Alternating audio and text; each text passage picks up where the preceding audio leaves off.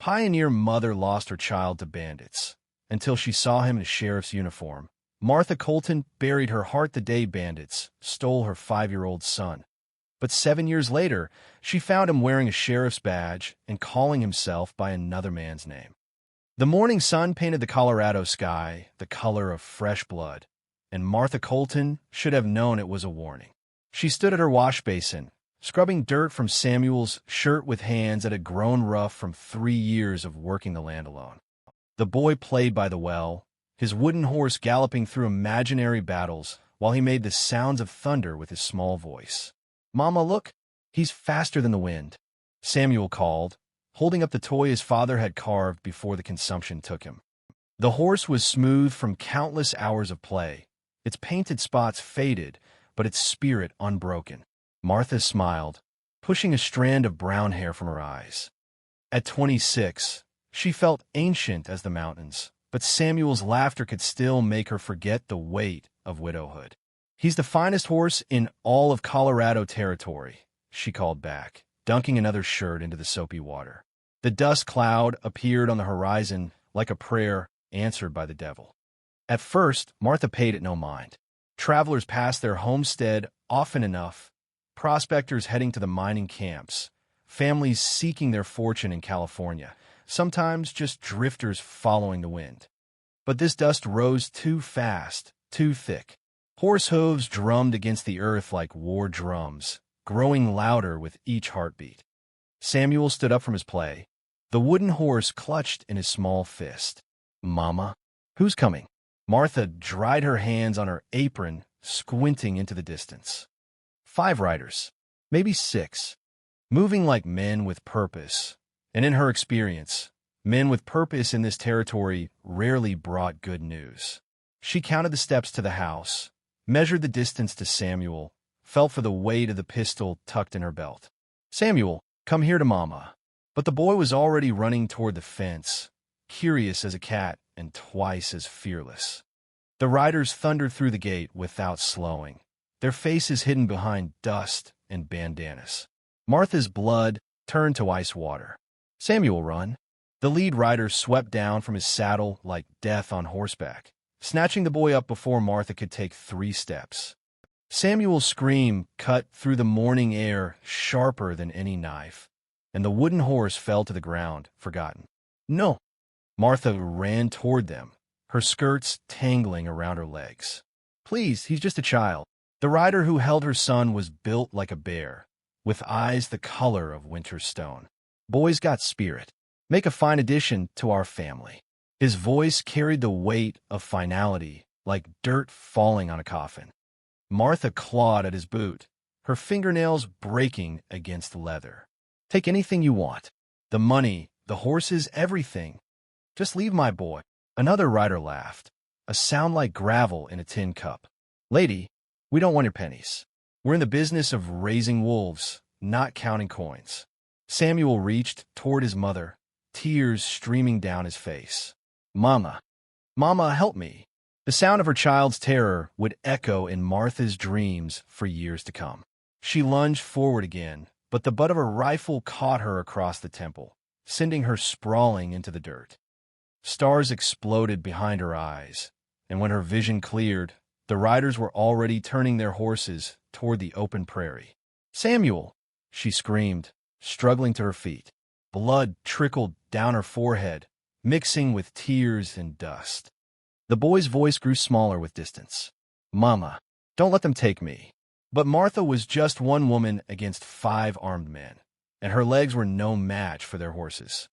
She ran until her lungs burned, until her legs gave out, until the dust cloud was nothing more than a speck on the horizon.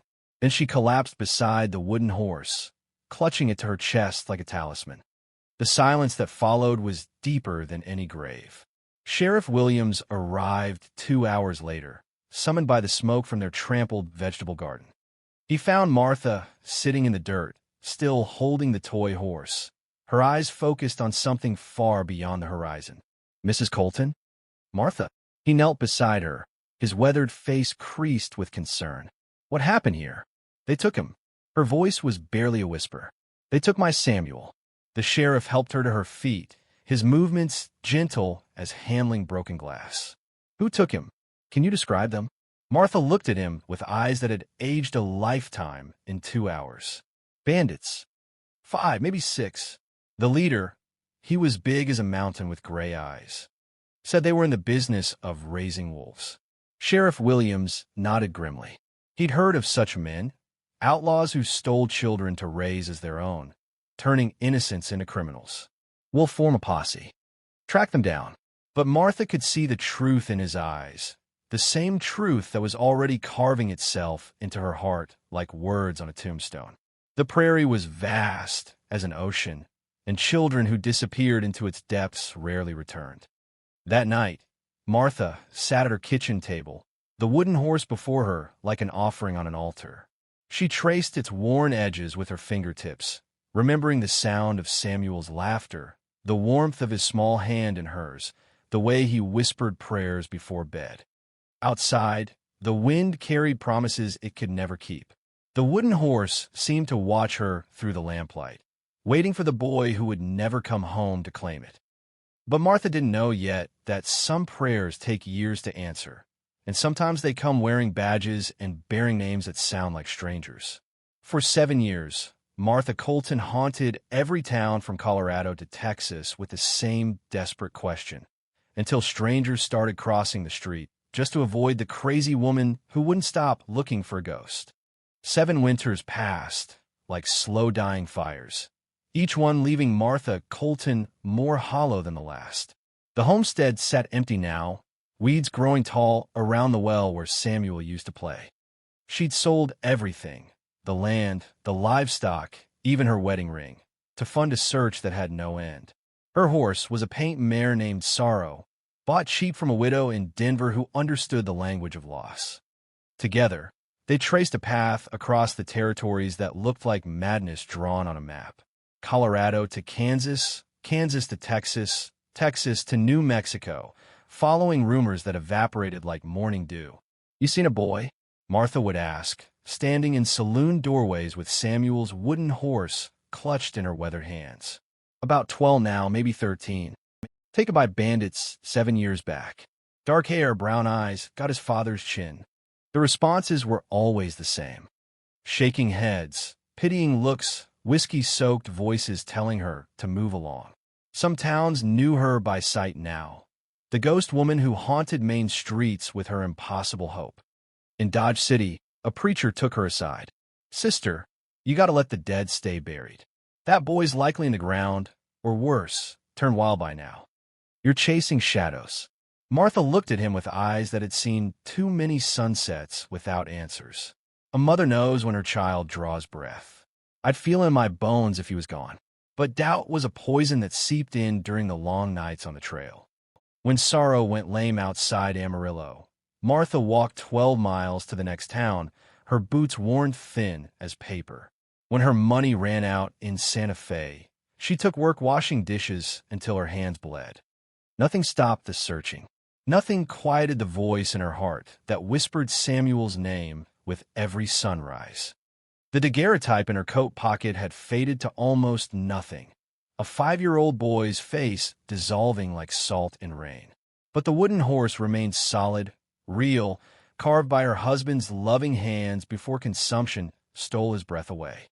It was proof that Samuel had existed, that their family had been whole once. Trail hands began to recognize her on the cattle routes. "There's that woman again," they'd mutter, still looking for a lost boy. Some shared their coffee, others their jerky. Most just watched her pass with the uncomfortable silence of men who understood that some griefs had no remedy. Martha's hair turned gray as prairie grass, her face lined by wind and worry. The mirror in a Pueblo hotel showed her a stranger, a scarecrow woman with wild eyes and hands that shook when she wasn't moving. But she kept writing, kept asking, kept holding on to hope with bleeding fingers.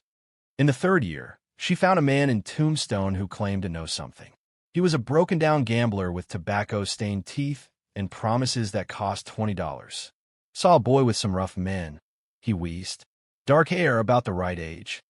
They was heading toward Mexico, maybe 2 years back." Martha gave him every coin she had, followed his directions into desert that could swallow a person whole.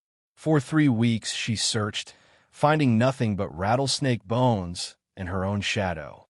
When she finally admitted the truth, that desperate mothers made easy marks for liars, she was too far from anywhere to cry.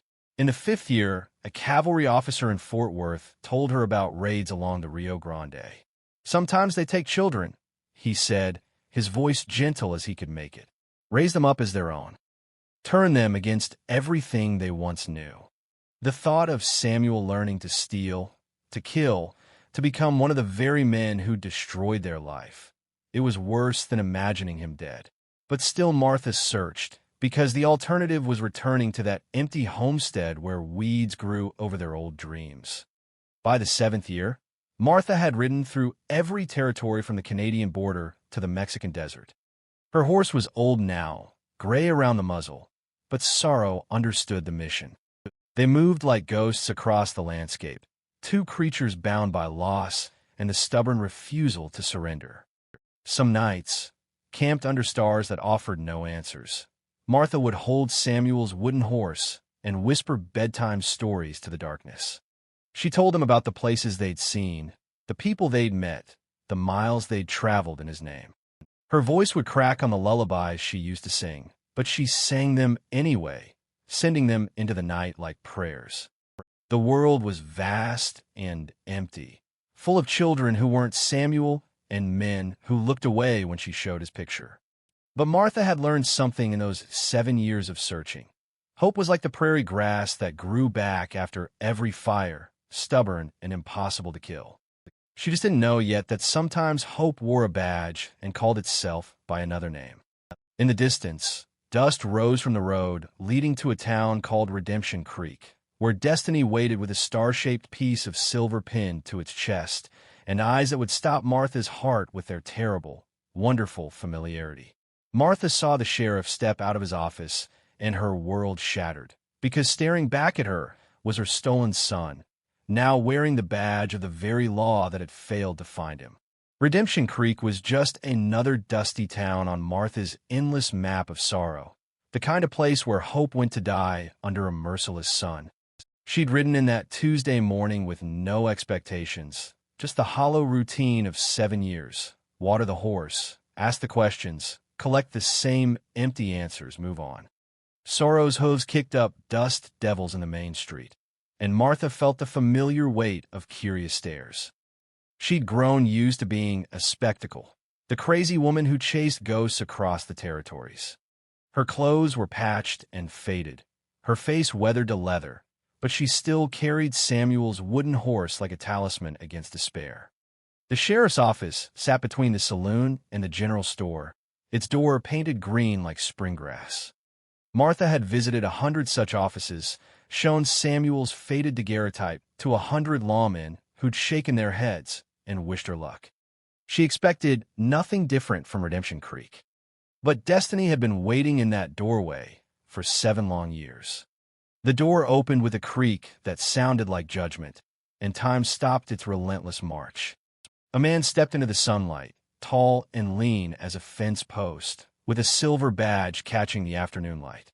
He moved with the careful grace of someone who'd learned early that the world was full of dangerous surprises. Martha's breath caught in her chest like a bird in a cage. The eyes. Dear God, the eyes. They were Samuel's eyes, the same warm brown that had looked up at her from his crib, the same eyes that had watched her hang laundry on that terrible morning 7 years ago.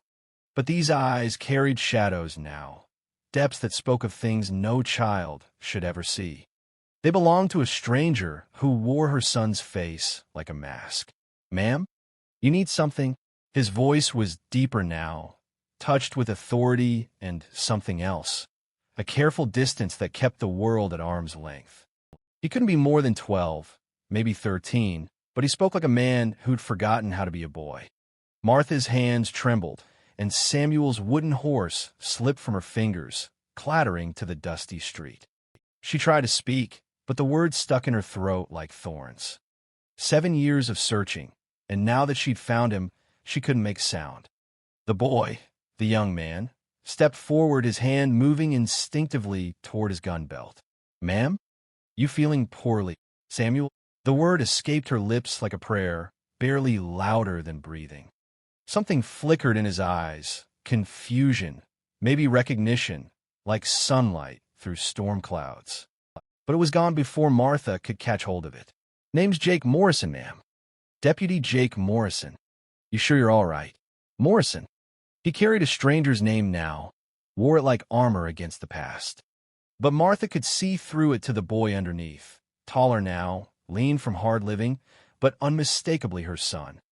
The way he held his left shoulder slightly higher, the small scar above his eyebrow from when he'd fallen off the fence at 3 years old, the stubborn cowlick that no amount of water could tame. "You don't remember me." It wasn't a question. 7 years was a lifetime when you were 5 years old. 7 years was long enough to forget lullabies and bedtime stories, to forget the woman who'd brought you into the world.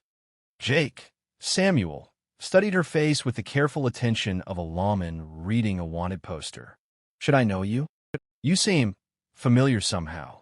Martha bent to pick up the wooden horse, her movements slow as winter molasses. When she straightened, she held it out toward him like an offering. "Your father carved this for you. You called him Thunder because he was faster than the wind." The young deputy stared at the toy, and Martha watched something crack in his carefully controlled expression. His hand reached out, then stopped, hanging in the air between them like a bridge he was afraid to cross. I used to dream about a horse like that. A wooden horse." His voice was soft now, uncertain. "But that was just dreams." "Dreams can be memories too," Martha whispered. "Sometimes they're all we have left." Jake's hand finally touched the wooden horse, and the years collapsed like a house of cards. Martha saw the exact moment when recognition hit him. His face went pale as winter sky, and his carefully built walls began to crumble. "Ma'am, I think you might want to sit down." But Martha couldn't sit, couldn't move, couldn't do anything but stare at the miracle of her son standing before her, alive and breathing, and wearing a badge that represented everything she'd never wanted him to become. The bandits who'd stolen him had made him their own, raised him up until circumstance or conscience had led him to the other side of the law. "The men who took you," she said, her voice steady now despite the storm raging in her chest. "Where are they?" Jake's jaw tightened, and she saw the war playing out behind his eyes. Duty against memory, law against the twisted love of the only family he'd known for 7 years. "Ma'am, I think we need to talk. But not here. Not in the street." Martha nodded, understanding that some conversations required walls and closed doors, that some truths were too fragile for the harsh light of day. But as she followed her son, this stranger who carried her heart, toward his office, she felt something she hadn't experienced in 7 long years. Not hope.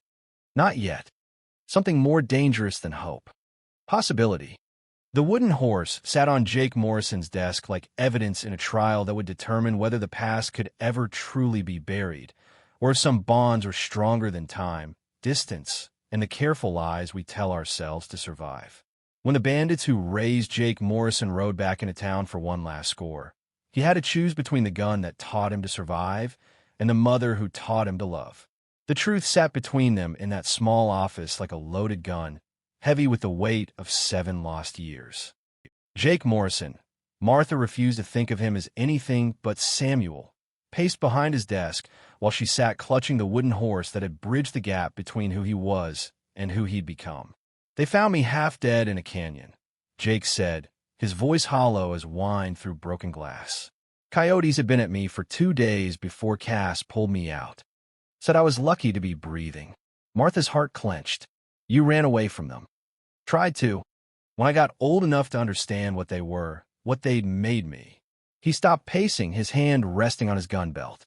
"But running from family ain't easy, even when that family taught you wrong from the start." "They weren't your family," Martha said, fierce as a mother wolf. "They were thieves who stole more than horses or gold. They stole a little boy's life." Jake looked at her then, really looked, and she saw the child he'd been flickering behind the man he'd become. "I remember pieces now. Your face at the window. The smell of bread baking. Someone singing. His voice cracked like thin ice. Was that you? Singing to me? Every night. Tears ran down Martha's cheeks, 7 years of grief flowing out of her like water from a broken dam. I sang you to sleep every night for 5 years. And then I sang to the darkness for 7 more, hoping somehow you'd hear me. The wooden horse seemed to glow in the lamplight. Its painted spots faded, but its spirit unbroken. Jake reached for it with trembling fingers, and when he touched it, Martha saw the exact moment when Deputy Morrison cracked open to reveal the lost boy underneath. Mama. The word was barely a whisper, filled with wonder and pain and 7 years of buried longing. Martha rose from her chair and crossed to him in 3 quick steps, pulling him into her arms like she'd dreamed of doing every night for 7 endless years. He was taller than her now, broader, but he still fit against her heart the way he had when he was 5 years old. I never stopped looking, she whispered into his hair. I knew you were alive. A mother knows. They held each other in the golden light of late afternoon, 2 broken pieces finding their way back together. But redemption in the territories was never simple, and the past had a way of riding back when you least expected it. The thunder of hooves in the street made Jake pull away, his hand going to his gun. That's too many riders moving too fast. He moved to the window, and Martha saw his face go white as paper. Jesus. It's them. Who? Cass and the boys. They're back. Martha joined him at the window and saw 5 riders in the street, their faces hidden behind bandanas. But she recognized the leader immediately, built like a mountain with eyes the color of winter stone. The same man who'd torn her world apart 7 years ago. What do they want? She asked, though she already knew the answer. Me. Jake's voice was steady now, filled with the cold authority of a lawman. They want me back, or they want me dead. Either way, they won't leave peacefully. The leader, Cass, dismounted and stood in the middle of the street like a challenge made flesh. Jake Morrison, he called out. Time to come home, boy. Family business needs settling. Jake stepped onto the boardwalk, his badge catching the dying light. Martha followed, her heart hammering against her ribs like a caged bird. I'm not family, Cass, Jake called back. Haven't been for 2 years now. Cass laughed, a sound like gravel in a tin cup. Blood don't change, boy. You're one of us. Always will be. That badge is just pretend. Maybe, Jake said, his hand hovering over his gun. But some pretends are worth dying for. Martha stepped up beside her son, and Cass's eyes widened with recognition and something that might have been amusement. Well, I'll be damned. If it ain't the woman who wouldn't quit looking. He tipped his hat in mock courtesy. Found your boy after all. Course, he ain't the same boy you lost. He's exactly the boy I lost, Martha said, her voice carrying across the street like a bell. He's got his father's courage and his mother's heart. Nothing you did to him changed that. Cass spat in the dust. We'll see about that. Jake, last chance. Ride with us, or we burn this whole town down around you. Martha felt Jake tense beside her, saw the war playing out in his young face. These men had raised him, taught him to survive, been the only family he'd known for 7 crucial years. But they'd also stolen his childhood, turned him into something he'd spent 2 years trying not to be. I made my choice when I pinned on this badge, Jake said. Find another town to terrorize. The wooden horse was still in his left hand, Martha realized. Her husband's gift to their son, carried across 7 years of separation, now held tight as he faced down the demons of his stolen childhood. Cass drew his gun with the fluid motion of a man who'd killed before. So be it. The street erupted in gunfire and smoke, but Martha only had eyes for her son. Jake moved like poetry, his gun appearing in his hand as if by magic. He was everything she'd never wanted him to become. Fast with a gun, hard as iron, shaped by violence into something dangerous. But he was also everything she'd raised him to be in those first 5 precious years. When Cass fell in the dust, it wasn't with the cold satisfaction of a killer, but with the heavy sorrow of a man who understood that some choices leave scars that never heal. When the smoke cleared, 3 bandits lay dead in the street. 2 had ridden away, probably never to return. Jake stood over Cass's body with tears streaming down his face, the wooden horse still clutched in his left hand.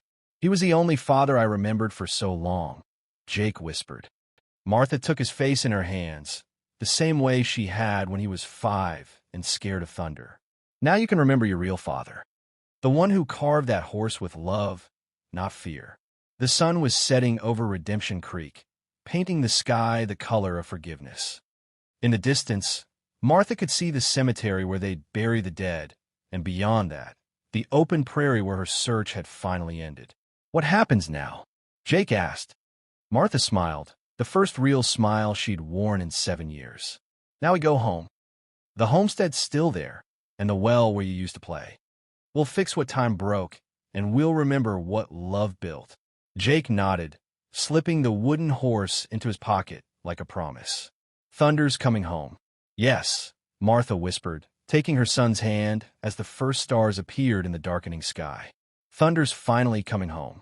In the distance, the prairie grass whispered stories of second chances and the kind of love that endures beyond time, beyond pain, beyond the vast and unforgiving West itself. Love that can call a lost child home across 7 years of darkness and make a family whole again.